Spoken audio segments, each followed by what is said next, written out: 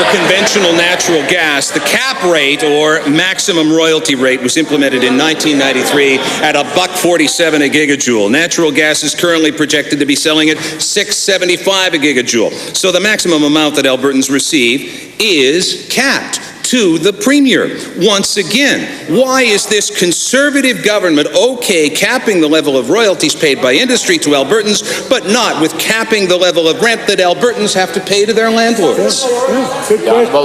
Mr. Speaker, the other side hasn't done anything. They haven't done anything, so they have nothing to defend.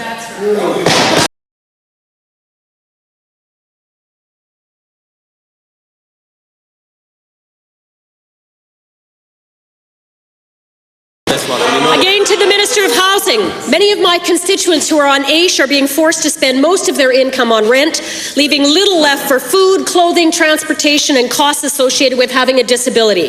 Charmaine, who is here today, is facing a $300 rent increase. Will the Minister of Housing finally admit that a temporary cap on rent increases is essential to ensure that Alberta's most vulnerable people can find a place to live? Not even listening. A request for giving some affordable accommodation should come to me, not a request about how to deal with a capping or anything else.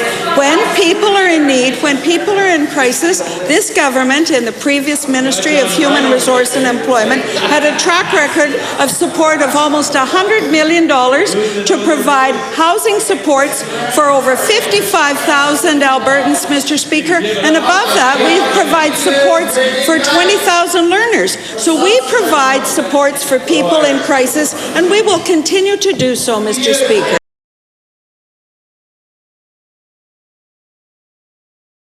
Mr. Speaker, I think some of the divide here is that many rural members of this Premier's cabinet aren't hearing these stories and cries for help in their constituencies. So I'm going to give them an example that they understand. In 2002, the government took over the function of regulating confined feeding operations. Now the NRCB controls and regulates livestock operations and feedlot sites. Isn't this an example where this government interferes in the market and private business? You want to establish a new site, Mr. Speaker, or expand an existing one? You go to the NRCB. To the Premier, why not have the same approach for those few landlords wanting to jack rents over and above an allowed, accepted provincial average? They can appeal to exceed the cap if they can justify why. Tell me and the renters why this is any different.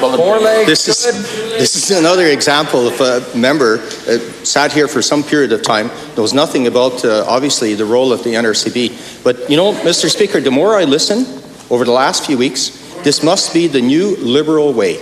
Pitting Albertans against Albertans. That's all they know. That's all they know.